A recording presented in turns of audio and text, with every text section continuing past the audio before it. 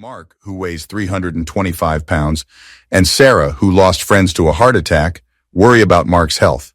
In short, she limited their romantic encounters to 4 times a year, tied to her weight loss goals. These events included Valentine's Day, their anniversary, and both their birthdays. Over the course of 2 years, Mark put on a significant amount of weight, reaching about 207 pounds, but decided to quit after losing 118 pounds. The journey has been difficult. When Mark said he wanted to quit, Sarah adamantly refused. It's when he delivers the horror that is the inspiration for this story. If Mark quit, he would only be able to approach her 4 times a year, and Sarah would be encouraged to live elsewhere because of her romantic needs. Their marriage was shaken in the final moments of Sarah's horror. Mark's head started to shake, and he looked at her in shock and confusion. As a result of her words, she has witnessed grief and hurt. As her emotions turned from sadness to anger and disgust, the foundation of the marriage was destroyed. Sarah immediately realized that she had made a critical mistake. Sarah pushed her lover to his limits to fulfill his weight loss desires, then threatened unfaithfulness as punishment. Realizing the effect she was having on Mark, she questioned her actions. Mark emphasized his great efforts to lose more than 100 kilos for Sarah's sake. She accused him of using intimacy as a tool of manipulation, expressing her frustration at the rewards of continued deprivation and potential infidelity. Mark believes Sarah is putting their marriage in jeopardy by bringing chaos into their home. He questioned her reliability and brooded over her thoughts of infidelity during her 2-year journey. In the end, he didn't know what to believe, feeling that Sarah had ruined their marriage. Sarah expressed remorse and said she never intended to engage in infidelity. Despite her pleas, Mark, with a look of disgust, questioned the credibility of her statement. He took the situation seriously, and after a few minutes he left the kitchen table and headed to the garage to think about the situation. In the garage, Mark announced that he needed time to think, making Sarah cry as she realized the gravity of the situation. She recognized the seed of doubt planted in Mark's mind and wept as she realized the difficulty of dispelling it. Sarah thinks about her actions and admits that she doesn't care about Mark's feelings. Despite Mark's previous efforts, he admitted that he was greedy and wanted more. Now he realized that he needed to get back what he had lost. Mark spent about an hour in the garage, busying himself with occupying his hands as he pondered the complexity of the situation. He didn't think his wife had cheated on him in the last 2 years, but he didn't believe it. He would have believed it before, but now, after his explanation, he couldn't believe it anymore. Little did he know that he was cheating on her in the future. He would never have believed it before, but now he didn't. He said out loud that he needed to know. Mark returned home. Sarah sat at the kitchen table, worried with red eyes and a red nose, the result of recent tears. Mark watched her condition with a feeling of regret, but he remained determined to carry out his decision. He informed Sarah of his decision to give up the diet, informing her that he would limit his moments to 4 times a year as agreed upon, or even none at all. Mark expressed his desire to physically harm his potential lover and warned of dire consequences if he were to enter into a relationship with another man. Mark strongly appealed to Sarah that not trusting him would lead to the immediate end of their relationship. He insisted that he could not bear to marry a cheater and called her a treacherous woman, which did not show that he had no tolerance for betrayal. He declared that he distrusted him and wished to watch his actions closely, urging him to be very careful. Finishing his message, Mark recalled his departure, indicating that he was not there for lunch, but assured him that he would be for dinner. He offered to order food if he didn't want to cook, leaving the atmosphere tense and uncertain. Mark took his car keys from the counter and went out the back door to the garage. Moments later, Sarah heard the garage door open and Mark's car drive away. Sarah cried out, "Oh my God, I can't believe it. How could I be so stupid?" She started crying again and sat down, wishing she would keep her mouth shut. An hour later, she got up to go to the bathroom, then went to her bed and cried again. When Mark returned home in the afternoon, he found her in the same condition. Like many men who suspect their wives of cheating, Mark decided to do some detective work himself. The easiest way to start is to go to your phone provider and ask them to print the call logs on their home phones and your wife's cell phone. Both were in his name, so he knew he would have no trouble getting the reports. The phone company told him it could be done electronically, and they've been able to put the call logs on CD for a small amount over the past 3 years. He happily paid and left the office with the things he asked for. Yes, she asked for 3 years because she wanted to go back before she started the diet. Sarah wanted to know if she was motivated to cut it in the first place. Then, he went to the cell phone company and asked for the same information.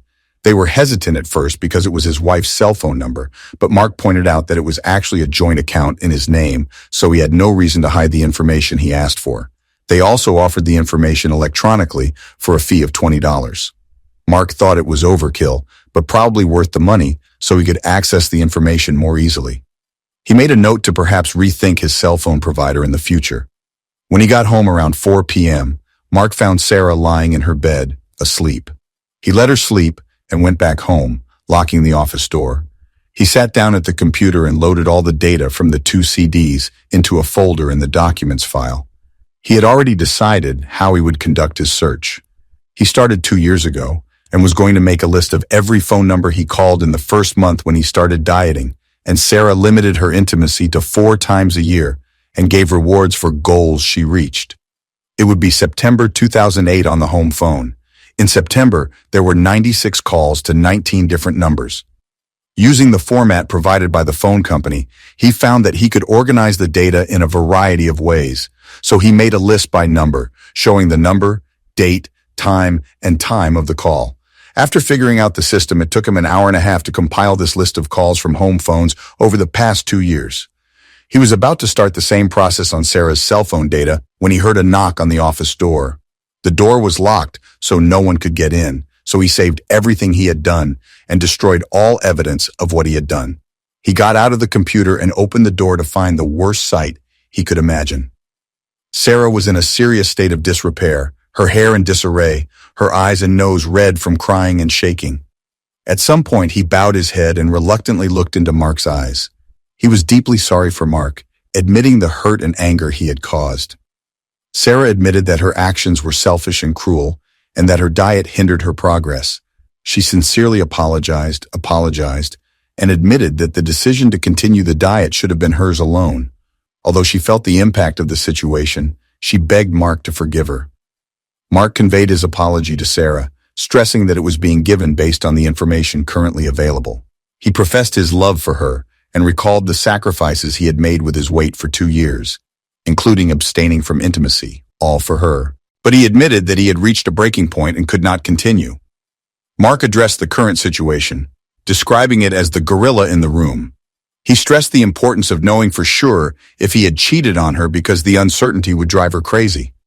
Mark outlined the conditions for their relationship to move forward, saying that if he hadn't cheated in the past and didn't plan to in the future, they could be fine. But he found he needed reassurance. He responded by causing confusion with Sarah's hasty comments and threats, telling her that he didn't care about her feelings and didn't believe in the harm she believed in him. Mark revealed that he had to deal with the consequences of his relationship before he believed in it. Sarah hoped that Mark would forgive her and forget what he had said, but that was not to be. He thought, "I think I deserved what happened to me, but I hoped it would all go away." He nodded slowly, resigning himself to the deal, and turned and walked back into the bedroom, closing the door behind him. She lay back on her bed, not crying, tears streaming down her face. Mark opened the bedroom door and asked, "Sarah, do you want something to eat?" Sarah said, "No, Mark, I'm not hungry." Mark got into his car and drove back to a place called Grisham. He and Sarah went there many times for drinks, and the food was excellent. He knew that a few beers and a greasy but tasty bacon cheeseburger could be had. For the previous 2 years, he had never had more than 2 beers and never had a single grilled cheeseburger in a week. Tonight, he had to give and get what he wanted. He knew he wouldn't put on as much weight as he used to. But tonight, even though he was heartbroken, he was going to eat and enjoy his dinner. When he got home, he went back to the office and started working on the call log from Sarah's cell phone. Since he already knew how to study, it was easier to complete the cell phone list, and it was done in half the time. After looking at the 2 lists, Mark found that there were a total of 3,482 calls from 45 different phone numbers over a 2-year period. He decided to sort the calls by phone number and got some surprising results. There were almost 300 calls to his cell phone, about 200 calls to his parents' number, and the same number to Sarah's parents' number. Sarah was close to most of her sisters, and half of that number to her brother John. In addition, the calls were distributed to various friends that Mark recognized, and to other numbers that some did not recognize. Going through the list, he found that there were over 200 calls to a number he didn't recognize, and another 50-plus calls to a second number he didn't recognize. Then he realized there were 30 or more calls to the extension numbers made over 2 years. It is close to hair salons, shops, church, etc. Thought it might be. None of these statistics really bothered Mark, so he remembered them and went back to the 2 main unrecognized numbers. Being Mark's boyfriend, she decided to refine her research a bit and arrange the calls on a daily basis. The astonishing results for these 2 figures gave him a chill, and almost immediately, he burned with suspicion and anger. Every Wednesday at 11 a.m., Mark went to a staff meeting with his boss and other department heads at a local restaurant with meeting rooms. They convened for an hour's conference, took a 1-hour lunch break, and finished their work by 2:30 p.m. or 3 p.m. consistently. Every week at 10:55 a.m., he received a call on his cell phone. Yes, he missed a few weeks, but Mark immediately recognized that those were the weeks he was off. But the rule was followed. Every Wednesday at 10:55 a.m. and 11:05 a.m. every Wednesday, a call was made to the first of 2 numbers that Mark did not recognize. It was on fire now. It was no accident, to be sure. Mark knew in that moment that what he discovered would not bring him joy. Patiently, he looked at the second number and quickly realized that these calls were placed consecutively on Fridays. On Saturday afternoon, Mark played golf with his brother and their best friends, completing 18 holes at 5:30 p.m. They would stop at the clubhouse before heading home, usually until 6:30 p.m. That Friday, he would take a bath and take Sarah out to eat. What pissed him off was that Sarah kept calling him to express her love and let him know she'd be waiting for him when he got home from his tour. Mark now realized what had happened, but he lacked visual proof or knowledge of the person he had tricked. The scary part was wondering how long it had been going on and whether it had only started when Sarah cut it or if it had started before. So he extended his investigation for another year and found that the same calls were made once a month for 3 months. Whatever Sarah was doing, she had done it 3 months ago, but not often. Now all he had to do was figure out who he needed to work with, and then what he was going to do about it. Mark decided to find out who would be easy. He looked back at the first number and found it was a cell phone number. He looked back at number 2 and found that it was listed as Tony Batali. Of course, Mark knew exactly who Tony Batali was. He was Mark's trainer at the gym. Sarah first found it for Mark. While Mark was thinking, Sarah called Tony on Friday. He noted the address on the call sheet and decided to go out some more. Back at Grisham's, Mark has a few more beers. When things quieted down after dinner, he approached Brenda, the lovely bartender, for help. He explained the situation briefly and asked Brenda to find out if the first number belonged to Tony. He calls the number and tells Brenda to ask Tony if he remembers that the woman gave him the number as a potential coach. If he was Tony, he should tell her that if he had any temper tantrums, he would be stopping by the gym one of these days. After picking up the phone, Brenda asked if the man was Tony. She explained that she was Jennifer, a woman at the hair salon who didn't know someone had taken the name Tony. The proposal was made during discussions about a better form. Jennifer gave her personal details, including her age, 24, height, 5'56", and her current weight, about 130 pounds. Despite some phone inquiries, she admitted that she could improve her fitness and happiness by gaining weight, about 115 pounds. Thanking her for the compliment, Jennifer asked if Tony was available. When he learned of a recent opening due to a client's layoff, he expressed his interest. Jennifer indicated that she would like to visit Tony in a few days to discuss the steps needed to achieve her fitness goals. He thanked Tony and looked forward to meeting him soon. Mark sat there wondering what Brenda had done. He confirmed that it was Tony from the gym and discovered that he had indeed beaten the women who used him as a trainer. He even confirmed that it was open because of his fall. Mark thought dropout should be me. Bad. Sarah calls Tony to tell him what happened and to urge him to be extra careful. The funniest thing was the humor, as Brenda said, when she was sitting lower than the dirt. He didn't know how much it really weighed. He was as hot as he was. He didn't need to lose an ounce. Mark smiled at her and told her that he was very funny and thought he was perfect, so he better stay away from Tony. He said, "Brenda, no one could be better than you." Brenda responded to Mark's compliments with a beautiful smile, thanking him and addressing him as a kind gentleman. He acknowledged Mark's charm, described him as a hunter, and expressed confusion as to why his wife would seek friendship elsewhere. Mark acknowledged Brenda's words with a smile in return. Mark admitted that 2 years ago he might not have been considered a hunter, but he was adamant that he did not justify his wife's cheating. She thanked Brenda for her help in both gathering information about Tony and empowering herself. Mark thanked him and said he had to go home. He thanked Brenda again for her support and understanding. Mark returned home, and since it was late, he went to bed. As he sat up in bed, he looked at Sarah and felt a sense of loss and despair. He didn't think he'd ever been so low in his life, but he was also sure he'd feel worse before it was over.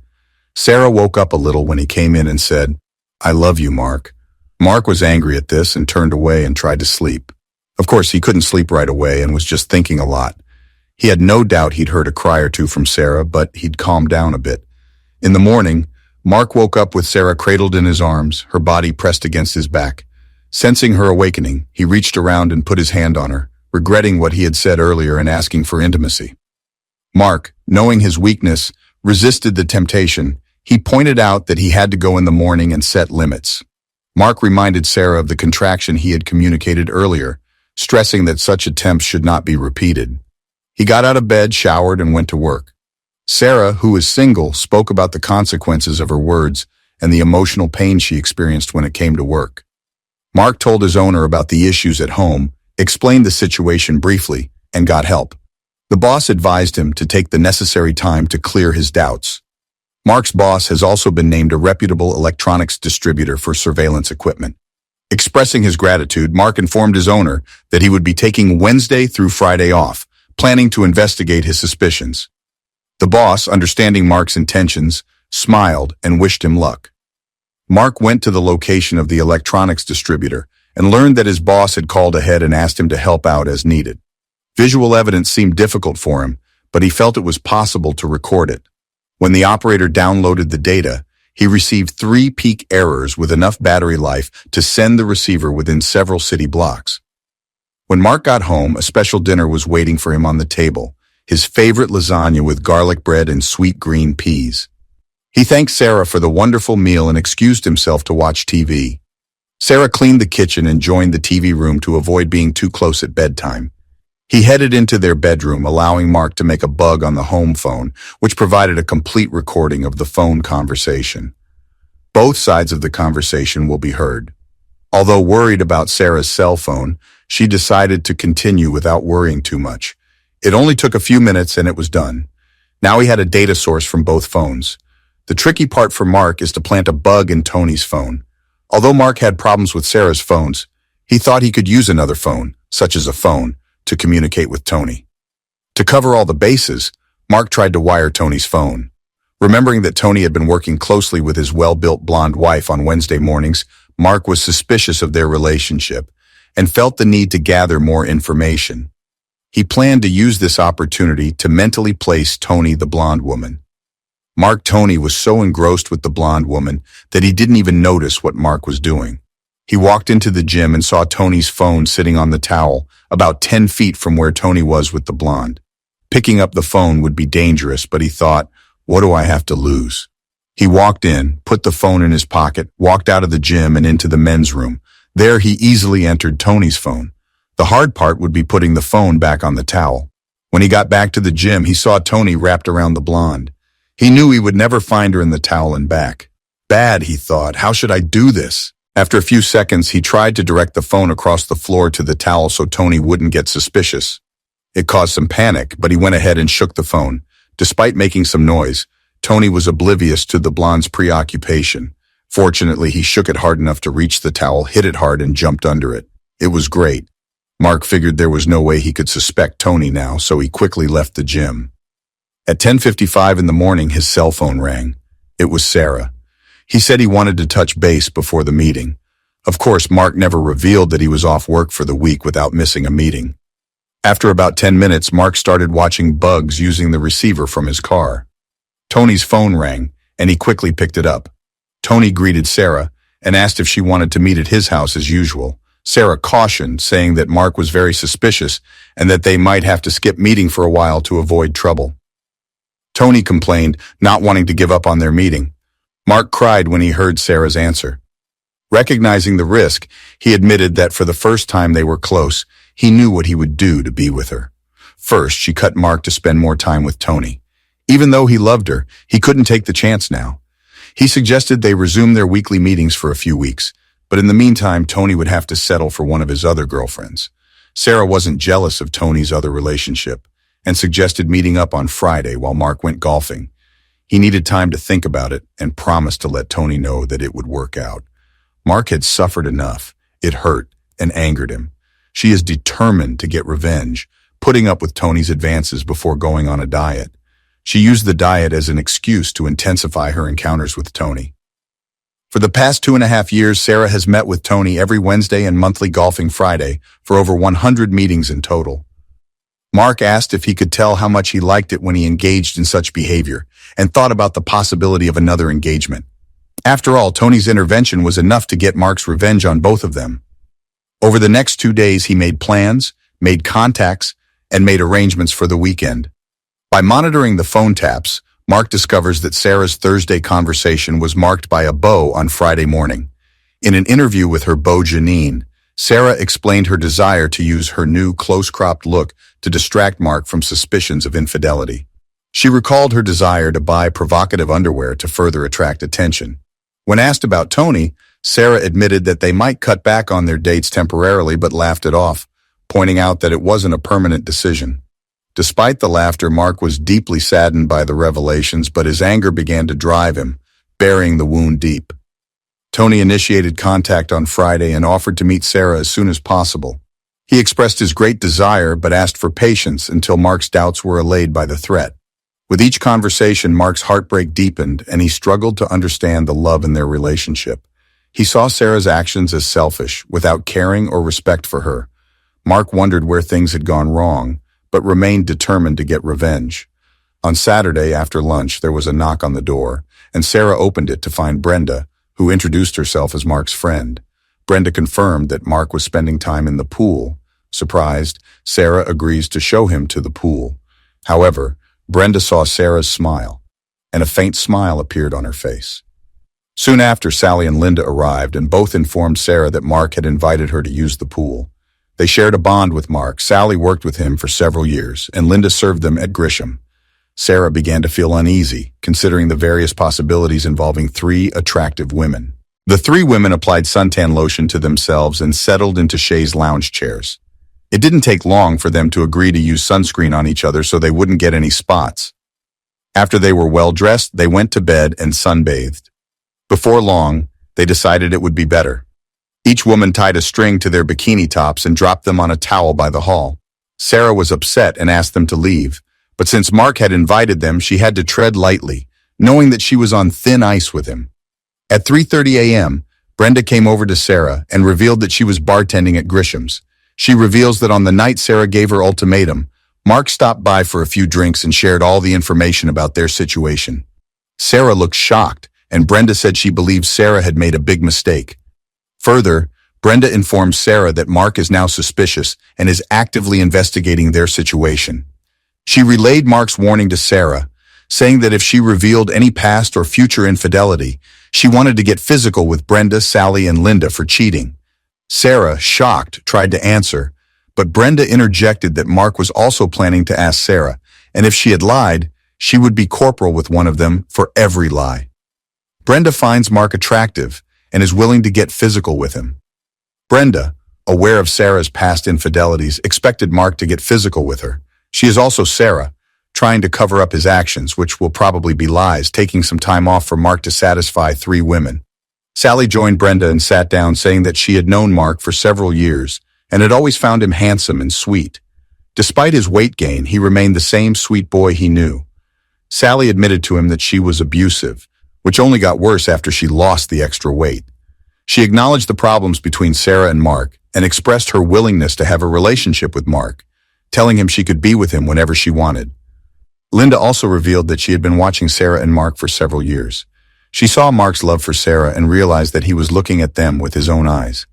Linda's words indicated her interest in Mark and her observation of the dynamics of their relationship. Linda recognized Mark's kindness and attention to Sarah, admiring their relationship.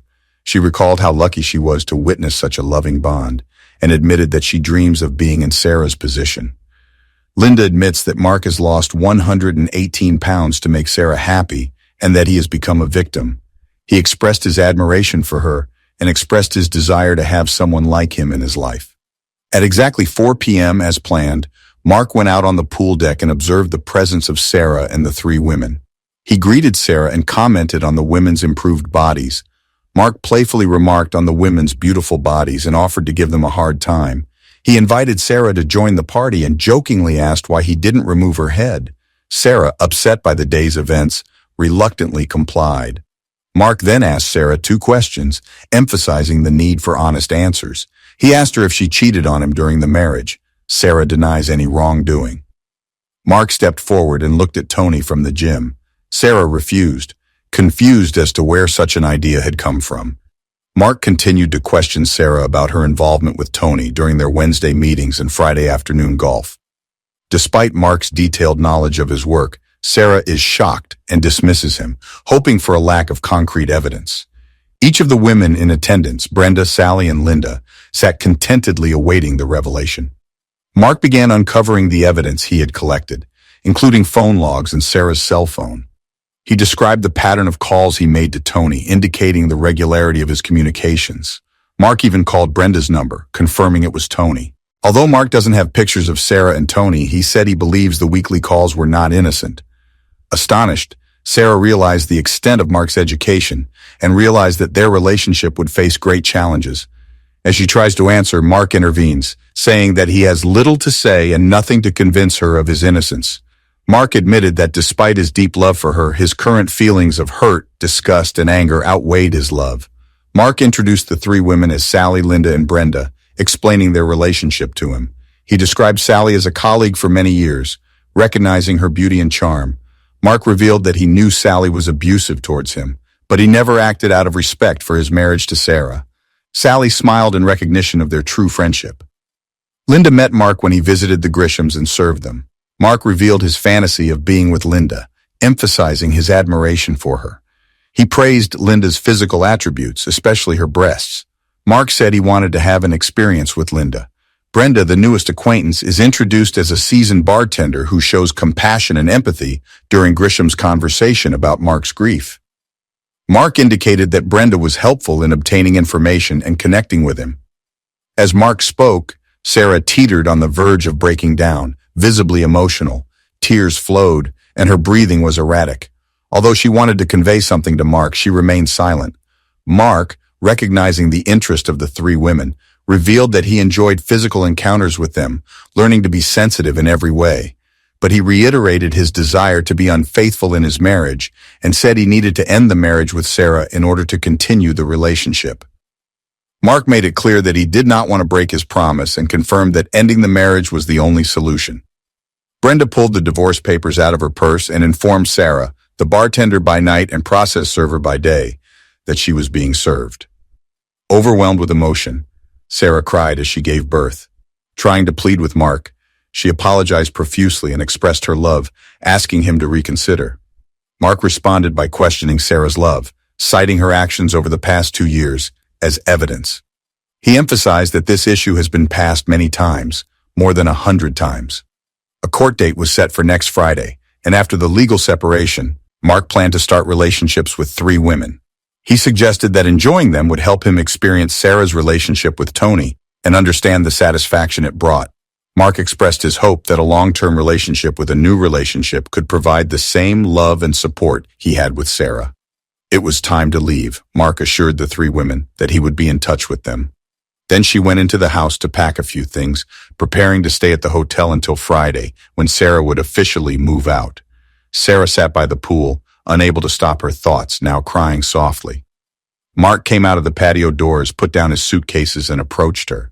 Sarah didn't know what else to say, but it quickly became clear. Mark reminded him of the consequences he had warned him about for his lover. Thus, after she ditched Tony the other day, she started a relationship with her fair-haired colleague, whom she warmed up to between 9.30 and 10.30 every Wednesday morning before their renaissance. Brenda, Sally, and Linda hope to have a similar effect on Mark, turning him into a loving dynamo for them. By the way, the blonde is Gino Margarella's wife. Gino was angry about Tony's involvement with his wife, and he, along with several of his accomplices, beat up Tony. Tony's face is now disfigured and his remaining teeth and ribs are broken. Gino even gave Mark the advantage of a big blow to Tony's shell. The result? Tony will bring another hot seat, and it's doubtful that he'll be making love again. Mark, of course, denies involvement in Tony's fate. Plus, Friday being his golf day gives Mark an alibi through his brother and friends. Wishing Sarah a great life, Mark informed her that they would meet in court next Friday. That day, Sarah was left alone with tears in her eyes. Over the next 2 hours, she packed her bags and headed to her mother's place. After 7 months of divorce proceedings, Sarah was devastated and fell into a deep depression. Unlike what Mark had said about the other women, Mark had no desire to do this.